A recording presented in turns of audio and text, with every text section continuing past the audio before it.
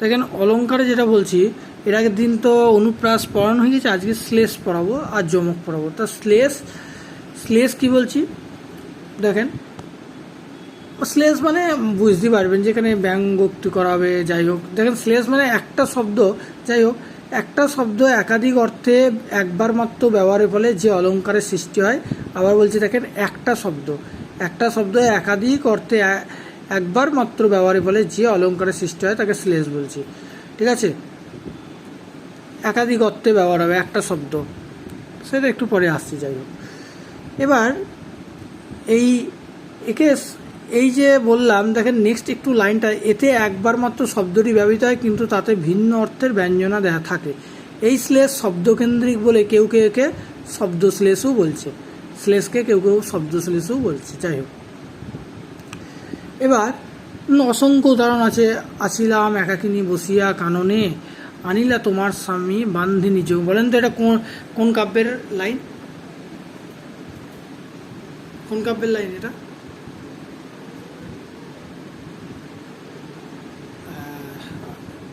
হ্যাঁ, চণ্ডীমোহন। কালকেতু কেন বললো? কালকেতুকেও বলবে কেন? হ্যাঁ হ্যাঁ হ্যাঁ, দেবীচণ্ডী ফুল্লরাকে বলি, কারণ ও যে তোমার স্বামী এনেছে, আমি তো আসিনি, তোমার স্বামী আমাকে বেঁধে এনেছে, তাই আমি এসছে। তবে পরবর্তীকালে যাই হোক দেবী দর্শন দেয়, দিয়ে বলে আমি দেবী, যাই হোক পরবর্তীকালে গল্প আসছিল। তাই এই লাইনটা খুব ইম্পর্টেন্ট, হয়তো বিপিএসসিতে দেখতেই পারেন। এই তো আলমামুনির কথাই বলছিলাম, আমাকে তাহলে কে বললো, তাহলে ওটা কথাটা আলমামুনি বললো নাকি? এই বলছি আলমামুনি বললেন নাকি যে আজকে ক্লাস করতে অসুবিধা একটু নাকি, চেঞ্জ করেছি বলি, আসলে সেভ নাই। যাই হোক, বেশ দেখেন, তাহলে শ্লেষটা এই সাধারণত একটা শব্দ একাধিক অর্থে ব্যবহার হবে, তাকে বললাম শ্লেষ। এবার শ্লেষের আবার ভাগ আছে, এই ভাগটাই আমাদের পরীক্ষায় দরকার। ঠিক আছে, এবার দেখেন যে শ্লেষ কী বলছে, অভঙ্গ মানে, দেখেন অভঙ্গ মানে কি, যেটা না ভেঙে, অভঙ্গ ভাঙা যাবে না। বলছে শব্দকে না ভেঙে অখণ্ড অবস্থায় যে শ্লেষ প্রকাশ করবে, শব্দকে না ভেঙে, আবার কি বলছি, শব্দকে না ভেঙে অখণ্ড অবস্থায় যে শ্লেষ প্রকাশ করবে তাকে বলবো আমরা অভঙ্গ শ্লেষ। শব্দকে ভাঙা যাবে না। যেমন বললাম, আনিলা তোমার স্বামী বান্ধি নির্যগুণে। দেখেন এইখানে আনিলা তোমার স্বামী বান্ধি নিজ গুণে, এইটা দেখেন এইখানে এই যে শ্লেষাত্মক শব্দ কোনটা, গুণে, এই গুণেটা, ঠিক আছে, এখানে আমি কি বলছি, একটা শব্দের একাধিক অর্থ বোঝাবে, একটা শব্দের কি বলছি, একাধিক অর্থ বোঝাবে। তাহলে দেখেন এই গুণে, প্রথমে যদি বলি গুণে দেখেন প্রথমে আমরা গুণে বলতে পারি ধনুকের ছিলা, যে আনিলা তোমার স্বামী বান্ধি নিজ, মানে ধনুকের ছিলা দিয়ে আনলো। দ্বিতীয় অবস্থা আবার গুণে কি, গুণ বলতে কি আমরা জানি উৎকর্ষ, বা যেটা উৎকর্ষ বোঝায়, বা যেটা প্রকৃষ্ট, যেটা উৎকর্ষ মানে গুণ বোঝাচ্ছে। তাহলে দুটো অর্থ, এই গুণের দুটো অর্থ পাচ্ছি। এর কটা অর্থ পাচ্ছি? দুখান অর্থ। একটা পাচ্ছি কি, যে ধনুকের ছিলা, আর একটা মানে যেটা সোজা সাপটা আমরা পাচ্ছি, যেটা পড়লে বুঝতে পারবো যে ওটা পড়লে বুঝতে পারছি এখানে যে ধনুকের ছিলা কথা। আর একটা কী পাচ্ছি, আর একটা পাচ্ছি উৎকর্ষ। তাহলে আমি কি বলেছিলাম যে শ্লেষের ক্ষেত্রে একটা শব্দ থাকবে এবং সে তার একাধিক অর্থ থাকতে পারে। তাহলে কিন্তু সেটাকে কি ভাঙলে হবে না, ভাঙা যাবে না, কিন্তু না ভেঙে একাধিক অর্থ বার করতে হবে। তাহলে আমি এখানে আমি গুণেটাকে কোনো রকম ভাঙিনি, দেখেন না ভেঙে আমি দুটো অর্থ বার করে ফেলেছি। তাহলে এটাকে চোখ বুঝে আমরা বলবো অভঙ্গ শ্লেষ। আশা করি বুঝতে পেরেছেন। বোঝা গেল না? বোঝা গেল না? না আরেকটা বলবো, আরেকটা বলছি দেখেন, মধুহীন, এই যে লাইনগুলো বলছি না, আমি বলি এই লাইনগুলো বলছি না, দেখেন পরীক্ষা হয়তো হুয়াও তুলে দিতে পারে এই লাইনগুলো, দেখবেন। মধুহীন করো না গো তব মন কোকোনা দে। দেখেন এখানে এই যে শ্লেষাত্মক শব্দ কোনটা, এখানে মধু। এই মধু, একটা মধু মানে আমরা সবাই জানি, মধুসূদন বাদ দেন, ও বোঝার দরকার নেই। একটা মধু মানে কি, যেটা আমরা খাই, মধু খাই, বাড়িতে খাই না, মৌমাছি যেটা করে সেই মধু বুঝি। তাহলে এর তো আর একটা শব্দও পাবো, মধুহীন করো না গো তব মন কোকোনা দে, আর একটা বলতে মধুসূদন করে। তাহলে এখানেও আমরা দুটো অর্থ পাচ্ছি। তার জন্যে আমরা এটাকে বলবো শ্লেষ। কী শ্লেষ বলবো? আবার এটাকে বলবো আমরা অভঙ্গ শ্লেষ, কারণ এটাকে মধু শব্দটাকে আমি কোনো রকম ভাঙছি না, না ভেঙে এটাকে আমি বলে দিচ্ছি, দুটো অর্থ বার করে ফেলছি, তাহলে এটাকে চোখ বুঝে আমরা অভঙ্গ শ্লেষ বলবো। বেশ, এবার আসছি স্বভঙ্গ। মধুর দুটো অর্থ পাবো, মধুর দুটো অর্থ পাবো। একটা মধু হলো একটা হলো আমরা যে মধু খাই, যেটা বাড়িতে সচরাচর খাই, খাবার হিসাবে ব্যবহার করি, আর একটা হলো মধুসূদন, ঠিক আছে, আর একটা বলতে মধুসূদনকে বোঝাচ্ছে আমরা, দুটো অর্থ পাচ্ছি, বুঝতে পারলেন। একটা বলেছি লাইন পড়বেন, লাইন পড়ে দেখবেন একটা অর্থ পেয়ে যাবেন, যে আর একটা দেখবেন ওই অর্থটা বুঝতে হবে যে এটার আর একটা অর্থ কী হতে পারে মধুর, বুঝতে পারলেন। এটা কোন কাব্য থেকে নেওয়া বলেন তো? হ্যাঁ, মধুসূদনের লাইন। হ্যাঁ হ্যাঁ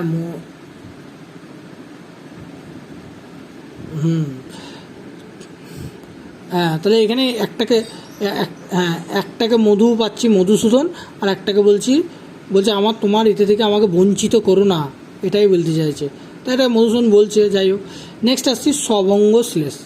স্বভঙ্গ শ্লেষ মানে যেটা কি অখণ্ড অবস্থায় শব্দের শ্লেষ প্রকাশ না পেয়ে শব্দকে ভাঙলে, দেখেন স্বভঙ্গ মানে কি, যেটা শব্দকে ভাঙবো, যেখানে শব্দকে ভাঙা হয়, বারবার গোল করে দিচ্ছি যেন ভুল না হয়। স্বভঙ্গ শ্লেষ মানে শব্দকে ভাঙবো, যেখানে শব্দকে ভেঙে কিছু করা হয়, সেইটা হয়ে যাবে স্বভঙ্গ শ্লেষ। যেমন বললাম, একটা উদাহরণ বলছি, দেখেন আমার দিনের শেষ ছায়াটুকু মিলাইলে মুলতানে গুঞ্জন তার রবে চিরদিন। এইখানে দেখেন মুলতান, এই যে মুলতান, এখানে এই যে মুলতান বলছি, এই মুলতানটা দেখেন, এই মুলতানটাকে গোল করি, মুলতান এটা হলো আমার শ্লেষাত্মক শব্দ হয়ে গেল। এবার মুলতান একটা রাগ আছে, আপনারা কি জানেন মুলতান একটা রাগ আছে, জানেন কি? হ্যাঁ, রাগিনীর নাম একটা মুলতান রাগিনীর নাম, জানেন কি? হ্যাঁ, এবার আর একটা অর্থ যদি আমি মুলতানটাকে যদি ভাঙি, ধরেন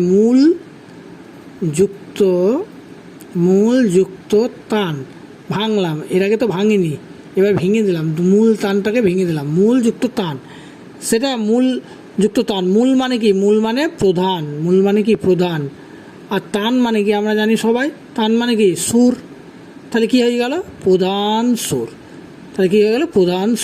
তাহলে এখানে আমি শব্দটা কিন্তু ভেঙে দিলাম, দেখেন ঝামেলা কি হলো, ভেঙে দিলাম, তাহলে ভাঙলে মানে সেটা হয়ে গেল স্বভঙ্গ শ্লেষ।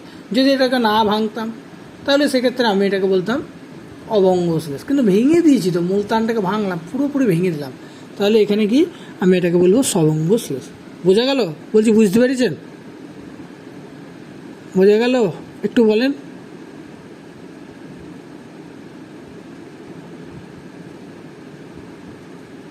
হ্যাঁ হ্যাঁ হ্যাঁ হ্যাঁ হ্যাঁ হ্যাঁ হ্যাঁ, মানে দুটো অর্থ পেলাম, একটা পেলাম যে এটা রাগিনীর নাম, আর একটা পেলাম, যদি এটা না বুঝেন আর একটা আসি। যাই হোক, বলছি দেখেন এলো না সে মাধব, এখানে এলো তো আর কোনো মানে হয় না, মাধব আমরা জানি, এই যে মাধব, দেখেন এখানে বলছি মাধব, দেখেন অন্য কালি ব্যবহার করছি একটু, মাধব, এখানে এই যে বলছি মাধব, বড় করে দিচ্ছি, দেখেন মাধব, তাই এই মাধব মানে একটা মাধব বলতে কি বোঝায়, আমরা ভাঙবো না, একটা মাধব বলতে কি বুঝি আমরা, অনেকে তো জানেন আশা করি, একটা মাধব বলতে কি বুঝি বলেন? কেন সেই মহাভারত পড়েননি? মহাভারত বা সে সিরিয়াল দেখেছেন তো, মাধব হ্যাঁ কৃষ্ণকে বোঝায়, একটা মাধব বলতে কৃষ্ণকে। এবার আমি শ্রীকৃষ্ণকে, তা অর্জুন বারবার বলছে যে হে মাধব আমাকে রক্ষা করো, বলছে না, তা সেই মাধব বলতে আমরা কৃষ্ণকে। এবার মাধবটাকে ভাঙবো, মা যুক্ত ধব, তাহলে এক্ষেত্রে আবার একটা অর্থ পেয়ে যাচ্ছি, এক্ষেত্রে ভাঙলে সেক্ষেত্রে পেয়ে যাবো স্বামী, সেক্ষেত্রে কি পেয়ে যাবো স্বামী, তাহলে এটাকেও ভেঙে দিলাম, তাই এটাকে বলবো আমরা কি বলবো, এই যে ভাঙছি ভেঙে দিচ্ছি, এটাকে বলবো আমরা স্বভঙ্গ শ্লেষ। আশা করি বুঝতে পেরেছি। নেক্সট আসছি যমক। এবার আসবো যমকের ক্ষেত্রে দেখেন, এই যমকের ক্ষেত্রে যেটা বলছি যে একই শব্দ একই স্বরধ্বনি সমেত একই ক্রমে ভিন্ন ভিন্ন অর্থে একাধিকবার ব্যবহারের ফলে যে অলঙ্কারের সৃষ্টি হবে। যমক মানে কি? যমক মানে যুগ্ম বা দুই, তাহলে কি একটা শব্দ মানে একই শব্দ কি হচ্ছে দুই বা ততোধিকবার ব্যবহৃত হবে এবং কি ভিন্ন ভিন্ন অর্থ প্রকাশ করবে। আবার বলছি দেখেন, একই শব্দ কী হবে, দুই বা তত, এর মূল টার্মটা যমক বার করতে গেলে মূল টার্ম কিন্তু এইটাই এর ফর্মুলা, এটাই এর থিওরি, যে একটা শব্দ বা একই শব্দ কী হবে, দুই বা ততোধিকবার ব্যবহৃত হবে, দুবার বা তার বেশিবার ব্যবহৃত হবে এবং ভিন্ন অর্থ প্রকাশ করবে এবং কি আলাদা আলাদা অর্থ প্রকাশ করবে, সেইটা হয়ে যাবে যমকে। যেমন বলছি, মাটির ভয়ে রাজ্য হবে মাটি, দিবস রাতি রহিলে আমি বন্ধ। দেখেন একই শব্দ দুবার, দেখেন এখানে একটা মাটি পেলাম, আবার এই দেখেন একটা মাটি পেলাম, তাহলে আমরা একই শব্দ, এটা কি আলাদা শব্দ? দুটোতে একই শব্দ, দুটো শব্দ। এবারে কি বলছি, একই শব্দ দুবার ব্যবহার হবে, হয়ে গেল আমার ঝামেলা শেষ। এবার কিন্তু দুবার ব্যবহার হলেই হবে না, তার আবার কি ভিন্ন অর্থ প্রকাশ করতে হবে, একই অর্থ প্রকাশ করে দিলে হবে না, ভিন্ন অর্থ প্রকাশ করতে হবে। দেখেন প্রথম মাটিটা বলছে, লাইনটা পড়েন, বলছে মাটির ভয়ে রাজ্য হবে মাটি, দিবস রাতি রহিলে আমি বন্ধ। প্রথম মাটিটা এখানে একটি শব্দে কী হচ্ছে, দুইবার ব্যবহৃত হচ্ছে কিন্তু অর্থ ভিন্ন পাচ্ছি। যেমন ধরুন প্রথম মাটি কি বলছে, প্রথম মাটি ধুলা অর্থে, মাটির ভয়ে রাজ্য হবে মাটি। দ্বিতীয় মাটি কি, যে ধ্বংস বা বিনিষ্ট অর্থে, ঠিক আছে, বা পুরো ডেস্ট্রয় অর্থে ব্যবহৃত হচ্ছে। তাহলে এখানে আমি দুটো অর্থ পেয়ে গেলাম, একই শব্দ। দেখেন এখানে একটা মাটি পেয়ে যাচ্ছি, আবার এখানেও একটা মাটি। যমকের ক্ষেত্রে কি বলছি, আবার বলছি একই শব্দ থাকবে, রুলসটা ভালো করে মনে রাখবে, যে একই শব্দ থাকবে, সেটা দুবার ব্যবহার হবে এবং তা সেই দুটো বার ব্যবহার হবে, তাদের আবার আলাদা আলাদা অর্থ হবে। একই অর্থ হলে হবে না, কিন্তু একই অর্থ হলে তাকে যমকে ফেলবো না, আলাদা অর্থ হবে। আশা করি কনসেপ্ট ক্লিয়ার হয়েছে। এবার প্রথম মাটিটা হয়ে গেল আপনার ধুলা, মাটি কাদা, মাটি বলে না, কাদা ধুলা অর্থে ব্যবহৃত হচ্ছে। আর দ্বিতীয় মাটিটা ধ্বংস অর্থে ব্যবহৃত হবে। রাজ্য হবে মাটি, মানে রাজ্য ছারকার হয়ে যাবে, বিনিষ্ট হয়ে যাবে, এইটা বলছে। বুঝতে পেরেছেন? বোঝা গেল? বেশ, এটা যদি বুঝতে পারেন তা খুব ভালো। বেশ, তাহলে আর অসুবিধা নাই। এবার আসছি যমকের এই ভাগ, পরীক্ষায় ভাগগুলো প্রত্যেকটা মনে রাখবেন, কিন্তু আপনারা যারা যেহেতু বিপিএসসি এক্সাম দিচ্ছেন তো ভাগগুলো মনে রাখা দরকার। যে যমক 4 প্রকার, এগুলাও মনে রাখতে হবে, কিছু করার নাই। এই যে ক প্রকার, এগুলা দিয়েও পরীক্ষা এসেছিলো মানে স্টেট পরীক্ষায়। তাই এই যে 4 প্রকার যমক, ক প্রকার মনে রাখবেন, 4 প্রকার: আদ্য যমক, মধ্য, অন্ত আর সর্ব। এবার আপনি মেন জিনিসই তো বুঝে নিয়েছেন, আর আপনার তো কোনো অসুবিধা নেই কোনটা আদি কোনটা মধ্য। আদ্য যমক মানে কি, যেটা আদিতে থাকবে, যেখানে কি আদিতে থাকবে। মধ্য মানে কি মাঝে থাকবে। অন্ত মানে কি শেষে থাকবে। আর সর্ব মানে কি সব জায়গায় যমক থাকবে। আপনি তো যমকের কনসেপ্টটাই বুঝে গেছেন, যে একই শব্দ দুবার ব্যবহার হবে এবং দুটোর অর্থ ভিন্ন হবে, এটাই যেখানে থাকবে সেটাই যমক। তাহলে এবার আসা যাক আদি যমকে আসি। বলছি দেখেন যে আদিতে শুরুতে ব্যবহার হবে। আদ্য যমক মানে জাস্ট মনে রাখবেন এখানে শুরুতে ব্যবহার হবে, চরণের শুরুতে। যেমন বললাম ভারত খ্যাত আপনার গুণে। এইখানে বলেন তো প্রথম ভারতটা দ্বিতীয় ভারতটা কে বোঝাচ্ছে বলেন দেখি, বলেন।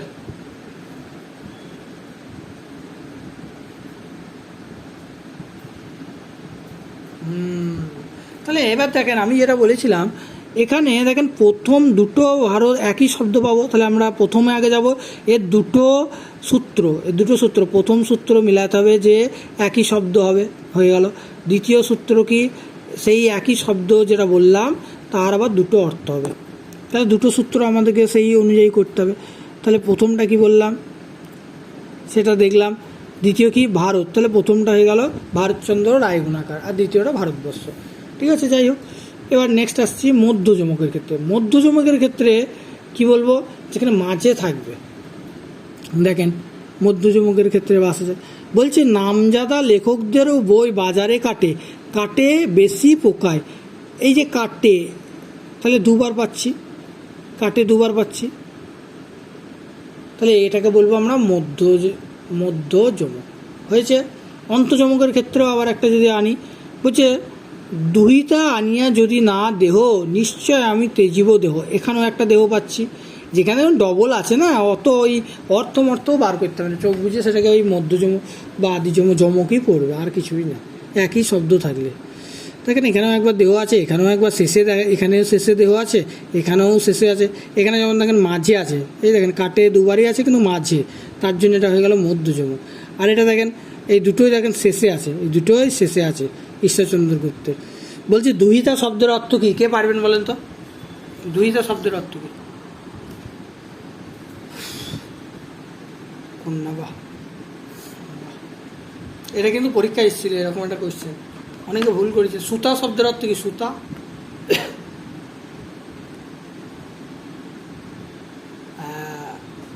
সুতা শব্দ, এগুলো কিন্তু পরীক্ষা এসেছিলো, মনে পড়ছে কি বিহার বিপিএসসিতে এগুলো সব এসেছিলো, ঠিক আছে। তা এবার নেক্সট আসছি দেখেন সর্বযমক। সর্বযমকে আসছি মানে কি, যেখানে সব জায়গায় পুরোটাই ভর্তি থাকবে যমকে। দেখেন কান্তার প্রথম লাইনে আছে, নিচেও কান্তার, আমোদ এখানেও আছে, এখানেও কান্ত এখানেও আছে, এখানেও সহকার এখানেও আছে। তাহলে এইটাকে আমরা চোখ বুঝিয়ে সর্বযমক, কারণ প্রথম লাইনেও আছে, দ্বিতীয় লাইনে, সর্ব জায়গায় যমকে ভর্তি, সমগ্র চরণ জুড়ে এখানে আছে যমক, তাই এটাকে সর্বযমক। এছাড়াও আরও যমক দু প্রকার আছে। ওখানে পরীক্ষা যদি আসে যমক কত প্রকার, পরীক্ষার জন্য দু প্রকার মেরে দেন না, আবার 4 প্রকারই মারবেন, এটা বলে দিলাম। 2 প্রকার মারলে কিন্তু গেল, আর কিছু করার নেই, তাহলে 1 নম্বর গেল, একবারে গেল। এবার এটা অ্যাডভান্স, এই যে দুটো আছে সার্থক আর নিরর্থক, এটা অ্যাডভান্স, ঠিক আছে। মনে রাখবেন যে, হ্যাঁ বল, কী বলছি,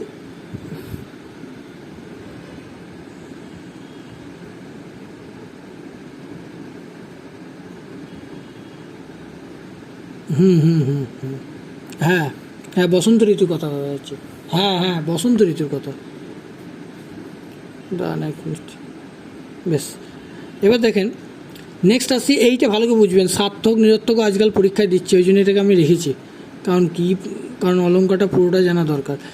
মনে রাখবেন সার্থক যমক অলঙ্কারের ক্ষেত্রে মনে রাখবেন যে যমক অলঙ্কারে যমক শব্দ দুটির প্রতিটি অর্থপূর্ণ তাকে বলবো আমি সার্থক যমক অলঙ্কার। যেমন বলছি, রক্ত মাখা অস্ত্র হাতে যত রক্ত আঁখি, এই যে বলছি রক্ত মাখা অস্ত্র হাতে যত রক্ত আঁখি, এখানে দেখেন রক্তটা কি বলছি, দুবার পাচ্ছি, তাহলে এই দুবার পাচ্ছি রক্ত, এখানেও পাচ্ছি এখানেও পাচ্ছি, ঠিক আছে। এবার এটাকে কি বলবো, এটাকে কি অলঙ্কার বলবো?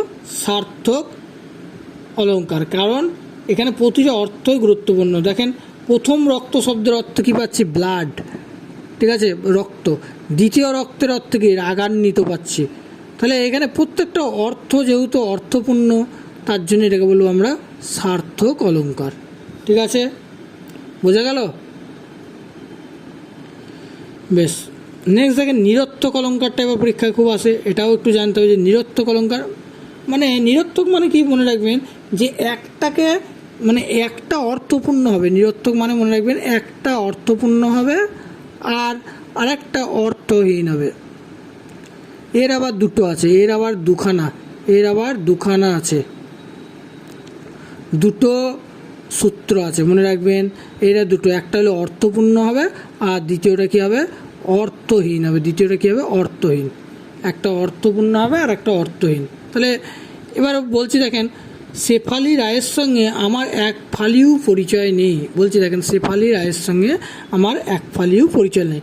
তাহলে এখানে এই যে ফালি, এখানেও ফালি পাচ্ছি, সেটাকে বাদ দেন, এখানে বলি দিই একটু, এই যে সেটাকে আবার ধরেন না, আবার কিছু এই সেটাকে বাদ দিয়ে দেন, একটাকে বাদ দিয়ে শুধু এই ফালিটাকে দিকে তাকান, এখানে ফালি এখানেও ফালি আছে, যাই হোক।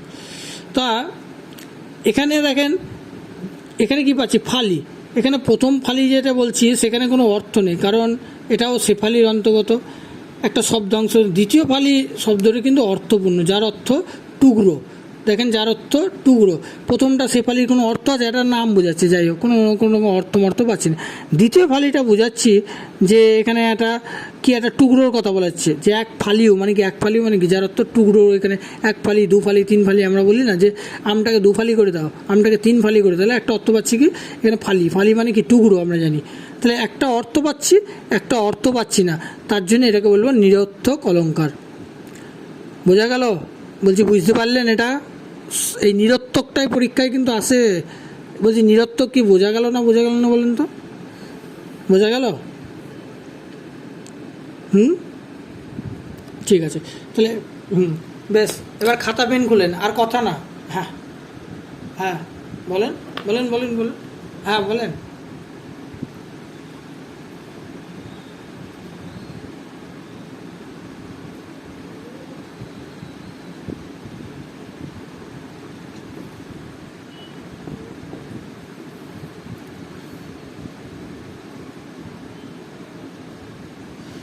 বেশ, খুব ভালো কোয়েশ্চেন। বলি যেমন থাকবে, যদি দেখেন, আমি বলি যদি সার্থক নিরর্থকের ক্ষেত্রে দেখবেন ওই মধ্যযমক আদিযমক এরকম করে থাকবে। যেমন রক্তমাখা অস্ত্র হাতে যত রক্ত আঁকি, দেখেন রক্তটা প্রথমে আছে আবার একটু আগে রেখেছে, তাহলে এটাকে কি আদি মধ্য অন্তত ফেলতে পারবেন? জাস্ট আপনি এইটা বলুন, তারপরে আমি আসছি। ফেলতে পারবেন এটাকে? হ্যাঁ, কেন মধ্য গুলাবে? বেশ, আমি বলছি, আমি আস্তে আস্তে। রক্তমাখা অস্ত্র হাতে যত রক্ত আঁকে, একে কি মধ্য বলবেন, আদি বলবেন, অন্ত বলবেন, বা একে কী বলবেন বলেন দেখে? এখানে কিছু বলা যাবে একে? এ কি প্রথম আছে? রক্ত শব্দটা কি দুবার আছে, প্রথমে আছে? বা রক্ত শব্দটা দুবার কি মাঝে আছে? রক্ত শব্দটা শেষে আছে? রক্ত শব্দটা কি মানে সব জায়গায় আছে? বলেন, এবার বলেন আপনি। তাহলে এটাকে